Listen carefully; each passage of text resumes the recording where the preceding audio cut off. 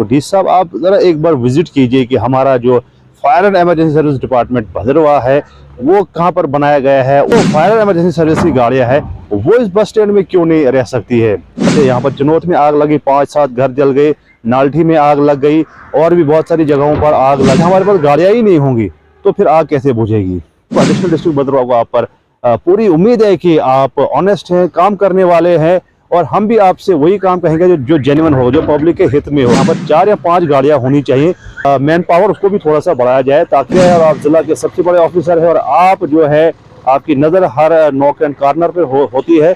आदाब नाज़रीन, मैं हूँ नासिर केश और आप देख रहे हैं मेरा Facebook page Nasir Kesh official. आप मुझे देख रहे हैं JKC न्यूज़ नेटवर्क पर, आप मुझे खालसा एक्सप्रेस न्यूज़ पर भी देख रहे हैं और आप देख रहे हैं मुझको भद्रवा TV पर और भी अन्य सोशल मीडिया प्लेटफॉर्म पर। नाजरीन, इस वक्त मैं मौजूद हूँ भद्रवा के न्यू बस स्टैंड कोटली में और आज के वीडियो को बनाने का मुद्दा और मकसद ये है कि आपने भद्रवा में आए दिन ऐसी खबरें तो सुनी होंगी कि आग लग रही है, कभी कहाँ पर आग लगती है, कभी कहीं पर आग लगती है और उसको बुझाने में जो है फायर इमरजेंसी सर्विसेज का बहुत इंपॉर्टेंट रोल होता है। वक्तन फ़ौक्तन वो आ ही जाते हैं, लेकिन मेरा ये वीडियो बनाने का मुद्दा मकसद है कि मैं आपको कुछ दिखाना चाहता हूँ कि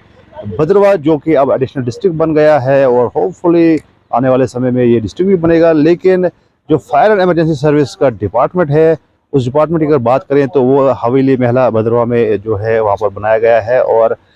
इशू वहाँ पर यह है कि जब भी आग की कोई वारदात आती है और एक नैरो गली से उस फायर एंड इमरजेंसी सर्विस गाड़ियों को जो है गुजरना पड़ता है और वो गलियां क्या है मैं आपको वो विजुअल्स आपके स्क्रीन पर डाल रहा हूं और आप खुद ही समझिए कि ये ऑफिस कहां पर खोला गया है और वहां से गाड़ियां जब निकलती है और कितनी मुश्किल और मुशक्क़त के बाद उनको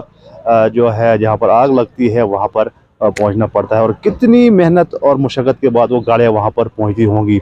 तो मैं ये जो डी साहब के नॉलेज में बात लाना चाहता हूँ कि डी साहब, आप ज़रा एक बार विजिट कीजिए कि हमारा जो fire and emergency service department Bhadarwah है वो कहाँ पर बनाया गया है और उसका जो रूट है वो कितना टफ है, कितनी मुश्किल से वो गाड़ियाँ वहाँ पर निकलती है। एक नैरो गली में ऑफिस बनाया गया है और उस गली में भी जो है इतनी गाड़ियां जो है स्थानीय लोगों की जो है पार्किंग पे होती है। एक तो रोड नैरो है, उसके बाद अगर गाड़ियां भी लगती है तो उसके बाद आप खुद ही समझिए कि जो फायर एंड इमरजेंसी सर्विस की गाड़ियां हैं उनको कितनी प्रॉब्लम आती होगी और कैसे वो जो है स्पॉट पर पहुंचेंगी। हमने आपको इस न्यू बस स्टैंड में मैंने इसलिए वीडियो बनाया कि मैं यहाँ के भी आपको तस्वीरें दिखाऊंगा कितना बड़ा न्यू बस स्टैंड ये यहाँ पर है भद्रवा में, और मुझे लगता है कि चिनाब वैली में इतना बड़ा बस स्टैंड कहीं पर नहीं होगा। तो अगर यहाँ पर जो है भद्रवा का प्रशासन यानी कि एडमिनिस्ट्रेशन के सभी ऑफिसों को खोला जा सकता है और म्यूनसिपैलिटी की बिल्डिंग में अगर ADC का ऑफिस है, तहसीलदार का ऑफिस है,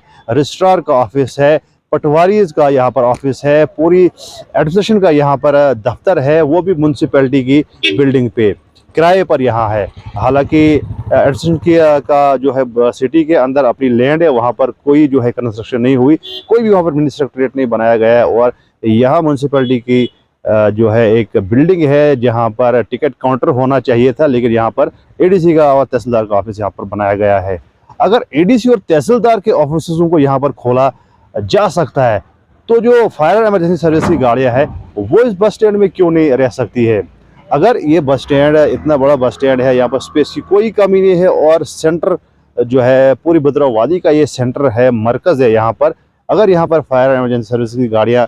होंगी, यहाँ से किसी भी इलाके में जाना अगर हो गाड़ी को तो कोई दिक्कत नहीं आएगी, आसानी से जो है गाड़ी किसी भी भद्रवा के किसी भी गाँव किसी भी इलाके में यहाँ से जो है फिजिबल है, यहाँ से रूट भी आसान है, जहाँ पर भी जाना होगा मरकज़ से अगर जाएंगे तो कोई दिक्कत नहीं होगी। लेकिन अब किन वजूहात पर वहाँ पर ऑफिस खोला गया, क्योंकि भद्रवा में हमने माजी में ऐसा भी देखा है कि कोई अगर इन्फ्लुएंशियल आदमी है या कोई रिटायर्ड ऑफिसर है या इन सर्विस में ऑफिसर है, वो क्या करते थे, कुछ सबकी बात नहीं करूँगा, कुछ ऑफिसर्स या इन्फ्लुएंसर जो लोग हैं वो क्या करते थे कि अपना असर रसूख लगाकर अपनी लैंड हो, अपना पुराना घर हो या कोई भी ऐसा जो उनके काम की चीज़ नहीं होती थी, काम की लैंड नहीं होती थी या बिल्डिंग कोई काम की नहीं होती थी, उसको जो है गवर्नमेंट के ज़िम्मे चढ़ाते थे।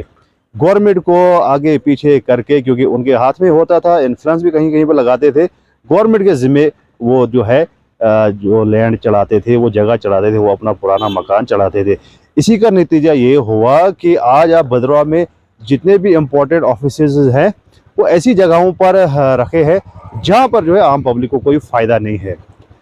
कुछ लोगों ने जो है अपने पुराने मकान गवर्नमेंट के जिम्मे चढ़ाए, कहीं पर आंगनवाड़ी खोल दी, कहीं पे स्कूल खोल दिया, कहीं पे डिस्पेंसरी खोल दी, और जहाँ पर ना तो लोग जाते हैं ना स्टूडेंट्स जाते हैं। और क्या हुआ, गवर्नमेंट के लाखों करोड़ों जो पैसे हैं वो ज़ाया तबाह बर्बाद हो गए। तो इसको कहते हैं गवर्नमेंट खजाने पे डाका डालना, इसको कहते हैं गवर्नमेंट खजाने पर लूट करना। तो मैं ये डीसी साहब से गुजारिश करूंगा, क्योंकि हम डीसी साहब को वक्तन फ़ौक्तन ये चीज़ें उनके नॉलेज में लाते हैं। और आज जो मेरा ये जो इशू जो उठाया है मैंने, वो ये है कि फायर एमरजेंसी सर्विस की जो गाड़ियाँ हैं वो आप देखिए कहाँ पर। डीसी साहब से रिक्वेस्ट है, आप मेहरबानी करके एक बार जो है उस जगह पर विजिट कीजिए जहाँ पर ये ऑफिस खोला गया है, जहाँ पर जो है ये गाड़ियाँ होती है। फिर आप वो गली देखिए, वो कौन सी गली है, किस तरह से वो निकलती होगी, किस तरह से वहाँ पर वो गाड़ी वापस जाती होगी। आप खुद ही जानते हैं कि भद्रवाह में आए दिन आग की वारदात आप देखते हैं, आप खुद विजिट करते हैं, किस तरह से लोग परेशान हो जाते हैं। यहाँ पर चनौत में आग लगी, 5-7 घर जल गए, नाल्ठी में आग लग गई, और भी बहुत सारी जगहों पर आग लगी। तो अगर हमारे पास गाड़ियाँ ही नहीं होंगी तो फिर आग कैसे बुझेगी। तो एक तो हम रिक्वेस्ट करते हैं डीसी साहब से, एक तो आप जो स्टाफ जो है यहाँ पर फायर इमरजेंसी सर्विस का, इसको थोड़ा सा अपग्रेड कीजिए, थोड़ा सा स्टाफ को बढ़ाइए, ताकि मैन पावर ज़्यादा होगी तो कहीं पर भी अगर ऐसी वारदात होती है तो उस पर जो है आसानी से काबू पाया जा सकता है। दूसरी बात यह है, एक आपसे रिक्वेस्ट है, मुअद्दबाना रिक्वेस्ट है, अगर आपको लगता है कि मेरी बात सही है, अगर गलत भी है आप इसको मत रखें यहाँ पर, लेकिन आप एक बार ज़रा विजिट कीजिए, फिर आपको खुद ही पता लगेगा कि क्या जो है कोटली बस स्टैंड में गाड़ियाँ रखना ज़रूरी है कि नहीं है।